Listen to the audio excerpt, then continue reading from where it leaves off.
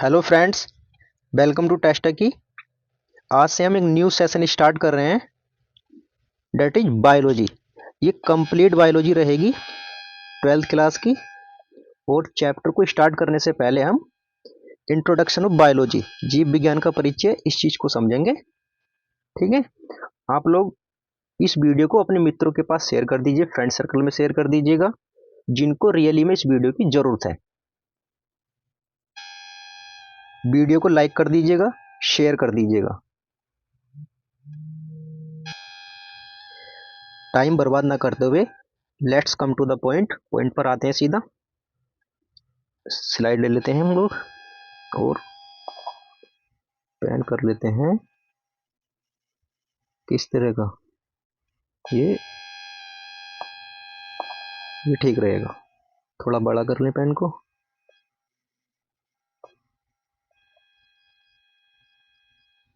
Okay, सबसे पहला term हमारे पास है बायोलॉजी। बायोलॉजी, ठीक। बायोलॉजी को हिंदी में क्या कहेंगे? जीव विज्ञान।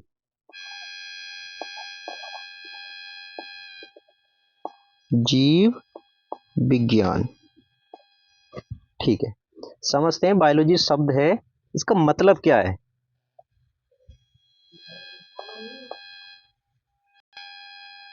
बायोलॉजी शब्द का मतलब समझेंगे तो बायो का मतलब एक दो शब्द, इस जो बायोलॉजी शब्द है इसके अंदर दो वर्ड हैं। ये एक तो बायोस और जो लॉजी है ना, ये इसका मतलब लोगोस। एक लोगोस, ठीक। बायोस और लोगोस। तो बायोस का मतलब क्या है? बायोस का मतलब है लिविंग।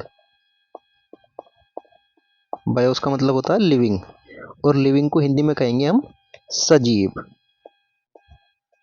क्लियर? और लोगोस का मतलब क्या होता है? अध्ययन करना, टू स्टडी।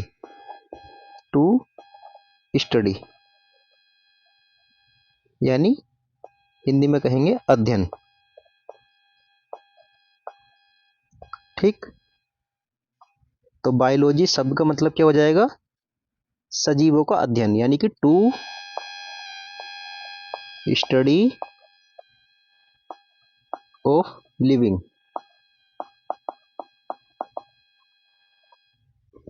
हिंदी में कहेंगे सजीवों का अध्ययन करना ही क्या है? जीव विज्ञान है। सजीवों का अध्ययन।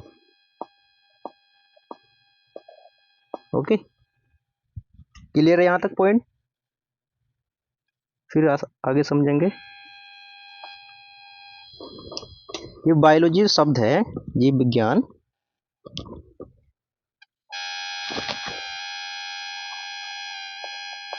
जीव विज्ञान,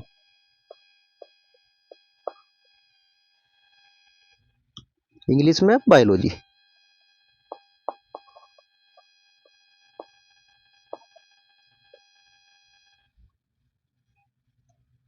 ये कैसा शब्द है? सबसे पहले, ये बायोलॉजी शब्द कैसा शब्द है? तो हम कहेंगे ग्रीक लैंग्वेज का।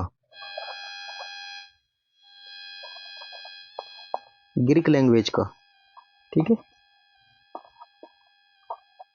ग्रीक लैंग्वेज का शब्द है। हिंदी में कैसे लिखेंगे ग्रीक लैंग्वेज? मतलब ग्रीक भाषा। ग्रीक भाषा का शब्द है बायोलॉजी, ठीक। अच्छा, ये शब्द किसने दिया? ये भी सवाल बनता है एक। तो सन 1801 से लेकर 1802 के आसपास। कुछ बुक्स में 1801 मिलेगा, कुछ बुक्स में 1802 मिलेगा, इसलिए मैंने दोनों को ऐड कर दिया है कि 1801 से लेकर 2 तक। इस टाइम पर दो वैज्ञानिक हुए जिन्होंने शब्द को दिया, ठीक। तो एक का नाम था लेमार्क,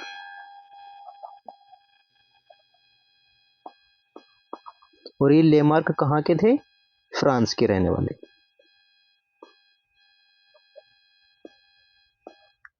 अच्छा, दूसरे वैज्ञानिक का नाम जिन्होंने शब्द को दिया? ट्रेविनस।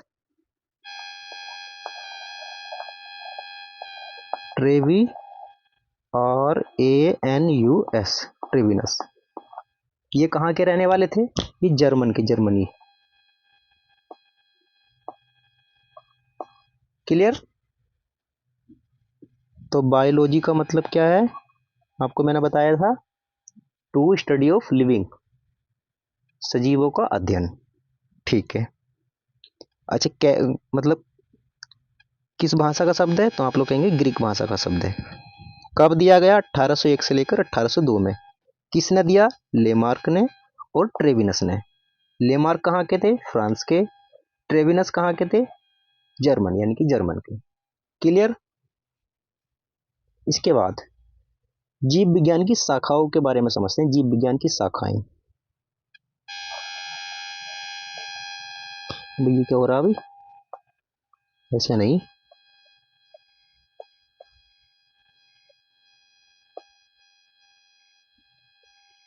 जीव विज्ञान की शाखाएं। क्लियर? इंग्लिश में क्या कहेंगे? Branches of biology.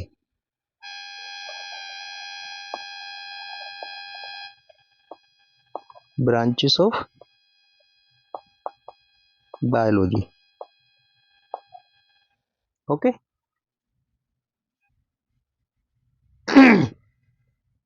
अच्छा, कौन कौन सी ब्रांचेस हैं इसकी बायोलॉजी की?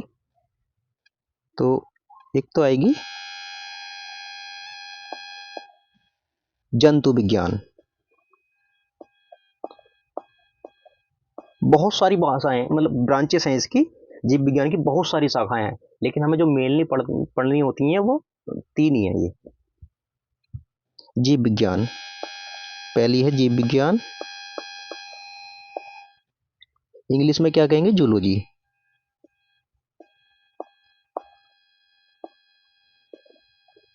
क्लियर? दूसरी वनस्पति विज्ञान।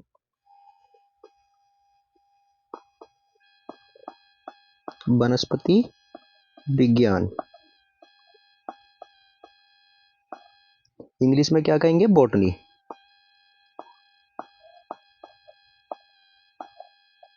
और तीसरी का नाम क्या है? तीसरी का नाम है शुष्क जीव विज्ञान। वेरी इंपोर्टेंट, सूक्ष्म जीव विज्ञान। अच्छा, इंग्लिश में इसको माइक्रोबायोलॉजी। माइक्रोबायोलॉजी। क्लियर? अच्छा, जूलॉजी। जू का मतलब एनिमल से, जानवरों से। ठीक, जीव जंतु, जीव जंतु। और लॉजी का मतलब स्टडी करना, यानी कि जंतुओं का अध्ययन। सिंपल कह सकते हैं। जीव जंतु यहाँ पे आ जाएंगे। जू का मतलब जंतु, और लॉजी का मतलब स्टडी करना, यानी कि अध्ययन, मतलब जंतुओं का अध्ययन। जंतुओं का अध्ययन क्या कहलाएगा? जीव विज्ञान, डेट इज जूलॉजी। क्लियर? अच्छा, वनस्पति विज्ञान यानी कि बॉटनी, जिसके अंदर हम पेड़ पौधों का अध्ययन करते हैं।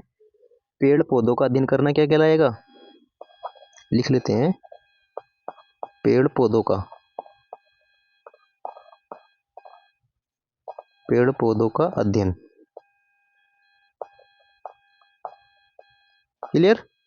और सूक्ष्म जीव विज्ञान, ये तो बहुत ज्यादा इंपॉर्टेंट है। क्यों? क्योंकि देखो, ये जूलॉजी वगैरह आपने समझ लिया, जीव जंतुओं का अध्ययन। फिर उसके बाद पेड़ पौधे बच गए एक साइड में। फिर बचे जो छोटे छोटे, बहुत छोटे, जो दिखते नहीं हमें, क्या? जीवाणु, विषाणु, इस तरह की चीजें होती है ना, वायरस टाइप। ये इस बहुत बड़ी दुनिया इनकी, बहुत बड़ी दुनिया। तो ये बहुत ज्यादा इंपॉर्टेंट है। जैसे दूध से दही बन जाती है, हाँ या ना? तो उसमें कौन सा बैक्टीरिया काम कर रहा है, इन चीजों के बारे में जो अध्ययन करेंगे हम, वही क्या कहलाएगा? सूक्ष्म जीव विज्ञान, माइक्रोबायोलॉजी। हाँ या ना? क्लियर है यहाँ तक? सूक्ष्म जीव विज्ञान मतलब समझ गए होगे।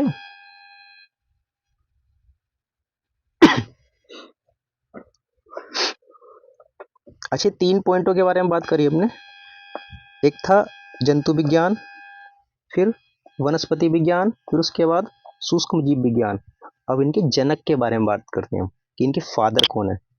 Father of zoology, father of botany, father of microbiology. Clear?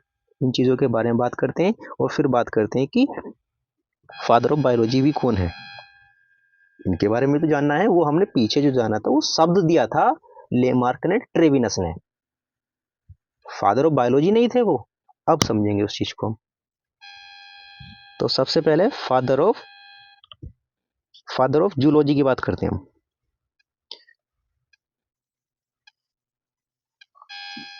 कहाँ पे आई पेन?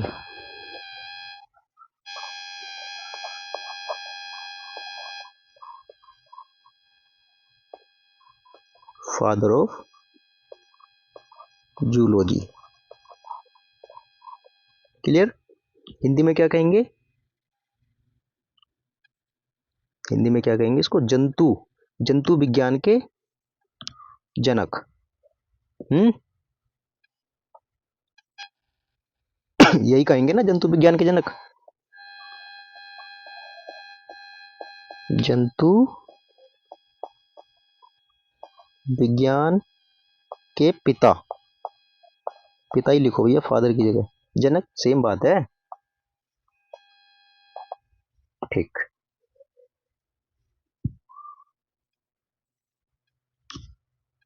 तो कुछ जंतु विज्ञान के जनक जानने से पहले मैं तुम्हें छोटी सी चीज बताता हूँ। बायोलॉजी के ऊपर आ जाते हैं हम। जो हमारा बायोलॉजी था ना, ये टर्म बायोलॉजी यानी कि जीव विज्ञान, इसके जो जनक हैं वो कौन है? अरिस्टोटल। अरिस्टोटल है ना, हिंदी में कहेंगे अरस्तु। अरस्तु। तो ये जनक का मतलब है कि यहाँ पर मतलब फादर ऑफ बायोलॉजी।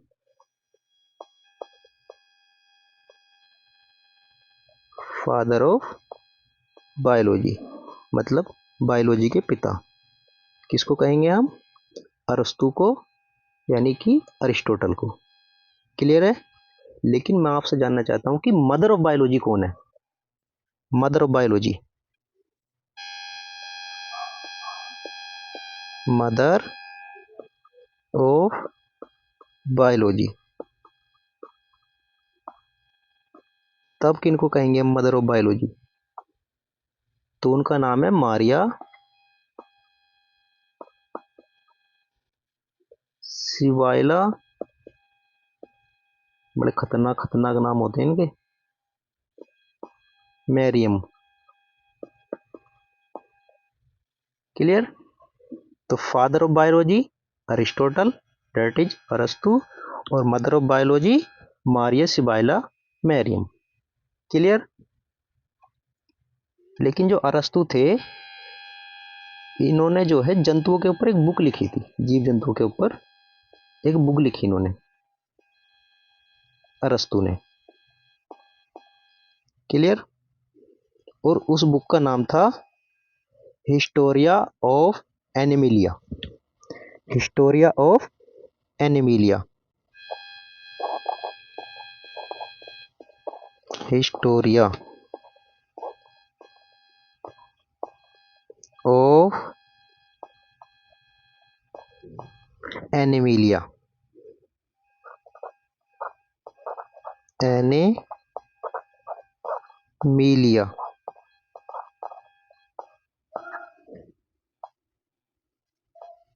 ये बुक लिखी थी अरस्तु ने। और ये बुक किसके ऊपर लिखी थी? जंतुओं के ऊपर, जीव जंतुओं के ऊपर। क्लियर? तो और इन्होंने इसमें क्या बताया? इन्होंने इसमें जीव जंतुओं की फाइजियोलॉजी के बारे में बताया, कार्की के बारे में बताया। ठीक है? कार्की का मतलब जो हमारे अंदर शरीर में जो काम कर रहे हैं ना, ऑर्गन्स जो काम कर रहे हैं, उनकी कार्की के बारे में इन्होंने बताया। जैसे ऐसी जीव जंतुओं की, जो जीव जंतु हैं उनकी कार्की में बताया। फाइलोजी का मतलब डेट यही है। तो जब इन्होंने बताया था और जीव जंतुओं के बारे में, तो फिर इनको क्या कहा गया? जीव जंतु का पिता भी इनको बना दिया गया जंतु विज्ञान का। जो मैं पीछे स्लाइड थी ये ये फादर ऑफ जूलॉजी किसे कहा जाएगा? अरस्तु को ही, अरिस्टोटल को ही। अरस्तु यानी कि अरिस्टोटल।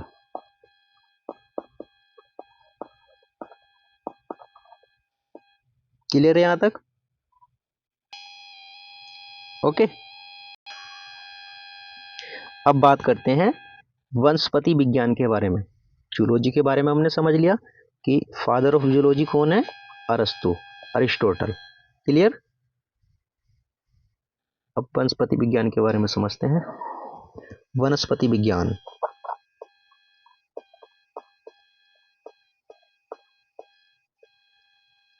वनस्पति विज्ञान इंग्लिश में क्या कहेंगे? बोटनी।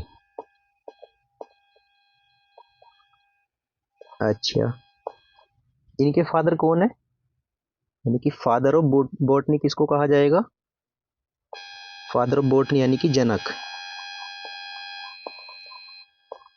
इंग्लिश में कहें तो father of botany.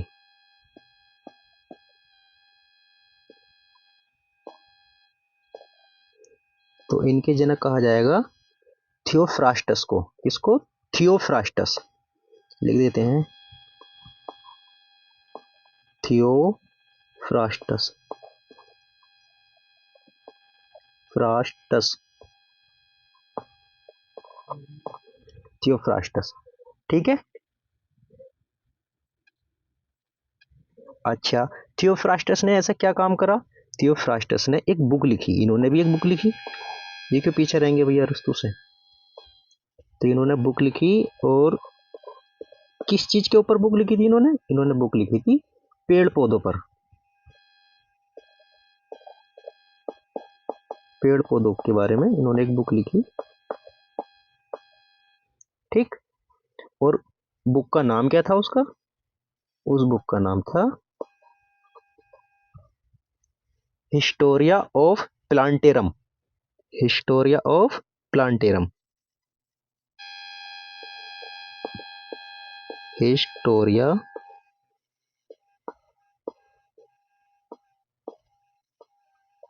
Of plantarum.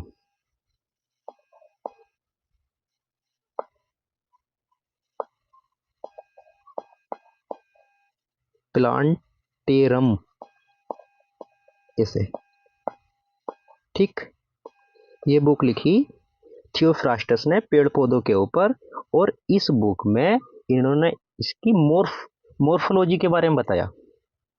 Morphology यानी कि आकृति के बारे में बताया इन्होंने इसकी।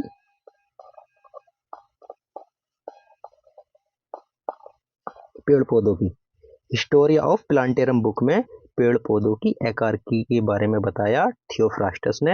ये काम सबसे पहले इन्होंने करा था, इसीलिए इनको बोटनी का जनक कहा जाता है। ठीक है, फादर ऑफ बोटनी थियोफ्रास्टस को।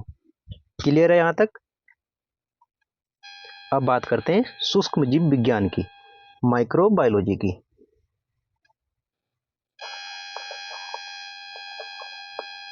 सूक्ष्म जीव विज्ञान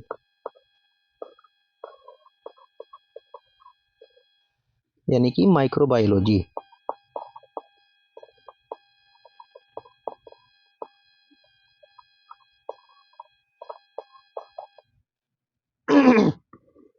अच्छा, इनके जनक के बारे में ही बात करते हैं। जनक कौन है? सबसे पहले तो जनक,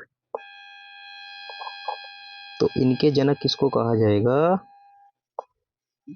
जनक, जनक यानी कि फादर ऑफ माइक्रोबायोलॉजी। तो मैं शॉर्ट में लिख देता हूं फादर ऑफ माइक्रोबायोलॉजी। क्लियर? किसको कहा जाएगा? ये हो जाएंगे एंटोनी बोन ल्यूवेनहोक। नाम भी बड़े खतरनाक खतरनाक हैं इनके, तो लिखना ही बड़ा मुश्किल है।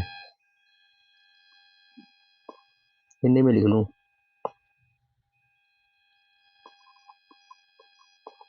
एंटोनी बोन ल्यूवेनहोक, पता नहीं भी है कैसे कैसे लिखे हैं नाम। ल्यूवेनहोक पढ़ लेना जो भी हो, ठीक है। एंटोनी बोन ल्यूवेनहोक, ये कौन थे? ये फादर ऑफ माइक्रोबायोलॉजी थे, यानी कि जनक थे सूक्ष्म जीव विज्ञान के, माइक्रोबायोलॉजी के। क्लियर है? अच्छा, क्यों थे सूक्ष्म जीव विज्ञान? मैंने समझाया ना, जो जीवाणु, विषाणु, वायरस, जो चीजें हैं ये, इनका अध्ययन करना ही क्या कहलाता है? सूक्ष्म जीव विज्ञान। बताया था, जैसे दूध से दही बनती है तो उसमें वायरस आते हैं, कीटाणु, इस तरह से तब जाके वो बनती है। आया ना? हमारे मुंह में एक बार हम सांस लेते हैं, जैसे एक बार में कितने जने वायरस अंदर जाते हैं और कितने बाहर निकलते हैं। आया ना? तो अब देखो 1665 की बात करते हैं। 1665 में क्या हुआ? सन 1665 में एक वैज्ञानिक हुए, एक वैज्ञानिक यानी कि साइंटिस्ट। SCI का मतलब साइंटिस्ट हुए, वैज्ञानिक हुए। साइंस में समझ लेना, साइंटिस्ट, वैज्ञानिक हुए।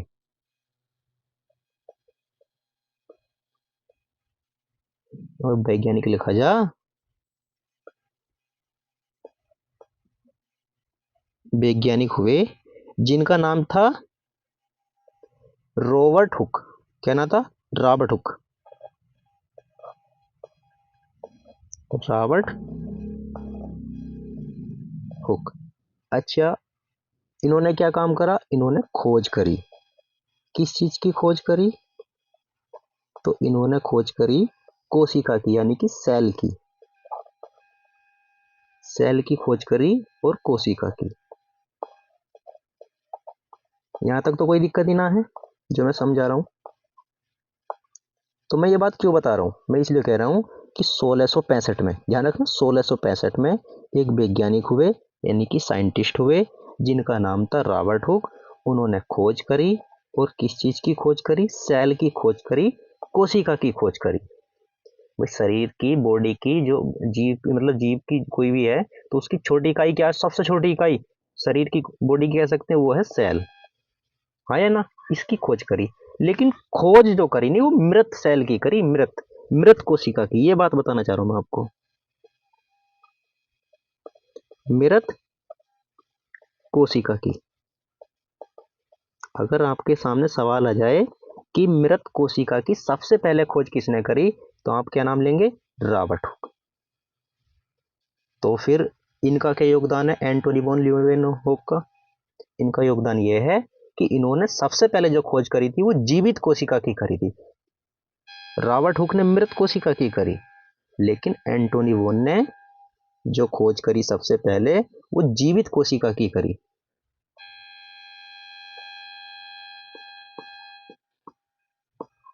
जीवित कोशिका की। क्लियर है यहां तक? और जब इन्होंने जीवित कोशिका की खोज करी, तो इसीलिए इनको क्या कहा गया? जनक कहा गया। और किसका? सूक्ष्म जीव विज्ञान का, क्योंकि इन्होंने जीवित कोशिका की खोज करी थी। ओके है? और मृत कोशिका के बारे में पूछेंगे तो आप रॉबर्ट हुक बता सकते हैं कब करी थी? 1665 में। क्लियर होगा यहां तक, उम्मीद करता हूं।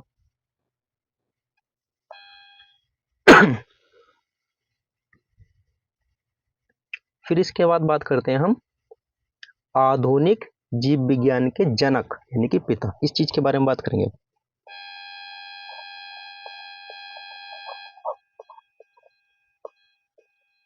आधुनिक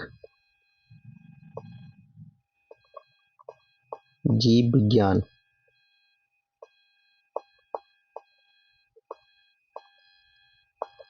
के जनक कौन है, यानी कि पिता कौन है, हम कह सकते हैं। ठीक है, तब हम क्या कहेंगे? कौन है वैसे? वो है चार्ल्स डार्विन। क्या नाम है उनका? Charles Darwin. अबे चार्ल्स कैसा है ये? Charles Darwin.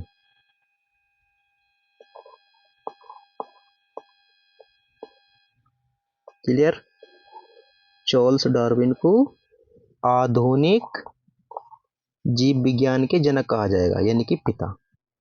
ठीक है। अच्छा, चार्ल्स डार्विन ने ऐसा क्या काम करा? इन्होंने एक थ्योरी दी, थ्योरी। इन्होंने एक थ्योरी दी।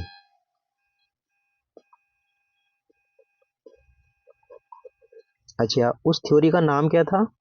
उस थ्योरी का नाम था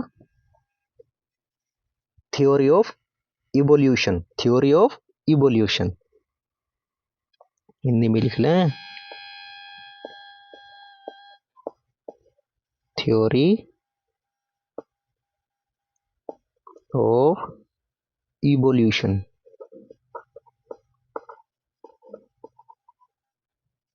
इवोल्यूशन समझ लेना इन वर्डों को, मैं बोल तो रहा हूं ना, थ्योरी ऑफ इवोल्यूशन। इस थ्योरी को चार्ल्स डार्विन ने दिया। और इनका जो कहना था ना, इनका मानना ऐसा था कि जितनी भी जातियां दुनिया के अंदर पैदा हुई हैं, सब एक जाति से पैदा हुई हैं। ऐसा किसका मानना था? चार्ल्स डार्विन का। और चार्ल्स डार्विन को क्या कहा जाता है? आधुनिक जीव विज्ञान के पिता। क्लियर है यहां तक भी? सब ओके चल रहा है ना मामला? ओके। अच्छा, हम लोग अभी हमने पीछे जो है, यहाँ पर देखना फर्स्ट स्लाइड में एक शब्द पड़ा, लिविंग। और लिविंग हम जानते नहीं है क्या? है ना? लिविंग नहीं जानते अभी, लिविंग के बारे में जानना भी तो जरूरी है। फिर हमने सेल पढ़ा, अभी एक थोड़ा सेल के बारे में भी जानेंगे। तो थोड़ा पहले जानते हैं लिविंग के बारे में, यानी कि सजीव। सजीव क्या है? कंफ्यूज तो हो रहोगे इस चीज में। सजीव यानी कि लिविंग। तो सजीव का मतलब कोई भी चीज हो जो श्वसन करती हो, सांस लेती हो। एक तो श्वसन करनी बहुत जरूरी है, श्वसन करती हो। फिर दूसरी चीज और क्या हो उसके अंदर? वो पोषण करती हो, खाना पीना। ठीक, खाना पीना पोषण करती हो। न्यूट्रिशन यानी कि ऊपर रेस्पिरेशन करना, नीचे न्यूट्रिशन करना, पोषण करना। पोषण करती हो, श्वसन करती हो, पोषण करती हो। अच्छा, और चीज क्या करती हो? जब खाएगी पिएगी तो उसका पाचन भी जरूर करती होगी, पाचन। ठीक, जब उसका पाचन करेगी तो ऐसा तो है नहीं कि सारी चीजें पच जाएंगी। उसके बाद उत्सर्जन भी करेगी। उत्सर्जन का मतलब बाहर निकालेगी कुछ। और बाहर निकालने का मतलब है वेस्ट मटेरियल को बाहर निकालना। भाई खुद से देख लो, सांस लेते हैं हम लोग, पोषण करते हैं हम लोग, खाते पीते हैं, पाचन होता है फिर उसका खाने का। ठीक है, फिर ऐसा तो नहीं वेस्ट मटेरियल उसमें से निकलता है बहुत सारा, हाँ या ना? उत्सर्जन करना मतलब वेस्ट मटेरियल को बाहर निकालना। उत्सर्जन का मतलब यही है, यानी कि वेस्ट मटेरियल को बाहर निकालते हैं हम लोग। अब ये वेस्ट कैसे लिखा गया? वेस्ट मटेरियल, वे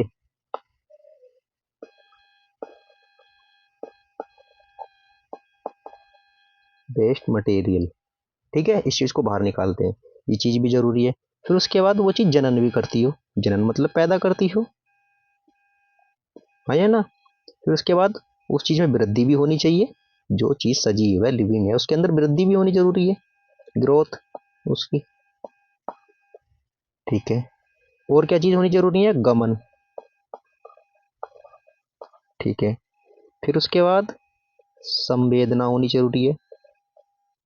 संवेदना का मतलब क्या जानते हो? संवेदना का मतलब रिएक्शन देना, हाथों हाथ। देखो, सांस लेती हो, पोषण, खाना पीना, थूरना अंदर को, ये काम होता हो जरूर। पाचन करना, फिर उसके बाद जब पाचन करेंगे तो वेस्ट मटेरियल निकलना जरूरी है, वो भी निकलेगा।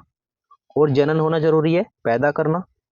फिर उसके बाद वृद्धि होना, भाई वृद्धि भी खुद की जरूरी है, ऐसा नहीं पता हो ही रुके पड़े हो। और गमन करना चलती फिरती हो। संवेदना का मतलब रिएक्शन देना, ठीक। लेकिन आप लोग कहेंगे अच्छा ये सारी चीजें होंगी तो वो क्या होगा, सजीव होगा, लिविंग यानी कि, क्लियर है।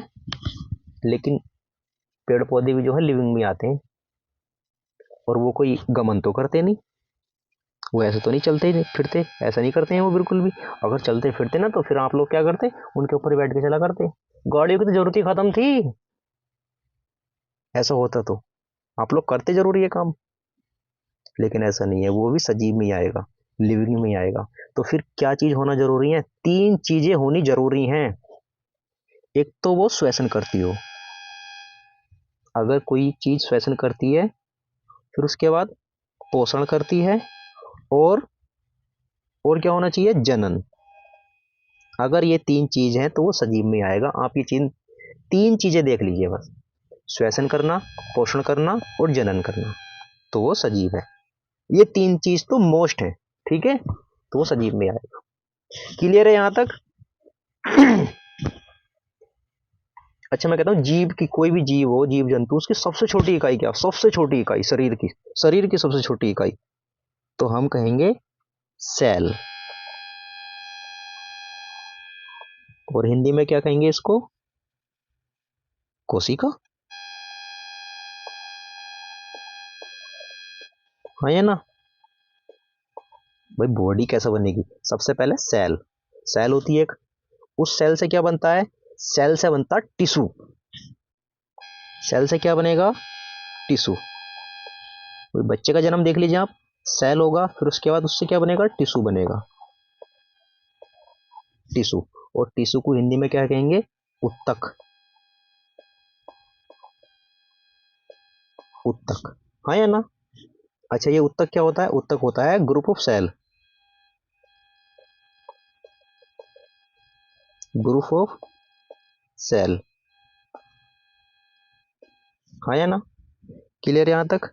मतलब एक सेल होगी, उस सेल से फिर उसके बाद क्या होगा, ग्रुप ऑफ सेल बनेंगी बहुत सारी, उन सेलों का एक जगह इकट्ठा होकर, मतलब उन सेलों के ग्रुप को क्या कहा जाएगा, टिश्यू, उत्तक। क्लियर। और जैसे ये ग्रुप ऑफ सेल बनेंगे, टिश्यू बनेगा, उत्तक बनेगा, उससे क्या बनेगा, उससे बनेगा कोई भी ऑर्गन हमारा, कोई भी ऑर्गन, उससे क्या बन जाएगा, ऑर्गन।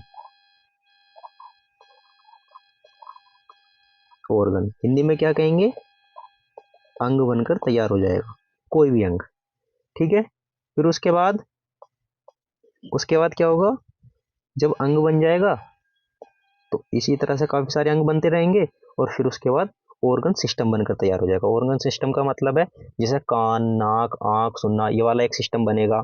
फिर उसके बाद हड्डी टाइप का एक सिस्टम बन जाएगा, इस तरह से, मतलब अलग अलग डिपार्टमेंट होते हैं ना शरीर के अंदर, तो अलग अलग ब्रांचेस से जो होती है वो पूरा सिस्टम बनेगा अलग, organ system, organ system. Clear. यानी कि अंग तंत्र बनकर तैयार हो जाएगा, अंग तंत्र बनकर तैयार हो जाएगा, ठीक है। फिर उसके बाद क्या होगा, जब अंग तंत्र बन जाएगा तो फिर उसके बाद एक कॉम्प्लेक्स बॉडी बनकर तैयार हो जाएगी, यानी कि बॉडी तैयार हो जाएगी, शरीर तैयार हो जाएगा, है ना। ओके। सबसे पहले सेल बनेगा, फिर उसके बाद टिश्यू, यानी कि ग्रुप ऑफ सेल, टिश्यू को कहते हैं हम। फिर उसके बाद अंग बनेगा कोई भी हमारा, और अंग बनते रहेंगे, फिर उस अंग में भी डिपार्टमेंट टाइप से बन जाते हैं, जैसे ऑर्गन सिस्टम। भाई सुनने, खाना, मतलब सुनने वाले जो होते हैं ना, एक सुनना, देखना, चखना, ये सारे सिस्टम एक साइड में हो जाएंगे, है ना।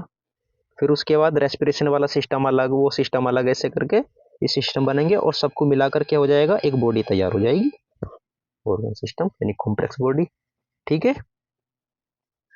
आज हम लोग यहीं तक समझेंगे, कल से हम चैप्टर स्टार्ट करेंगे अपना पहला, और ये समझना बहुत ज़रूरी था, ठीक है।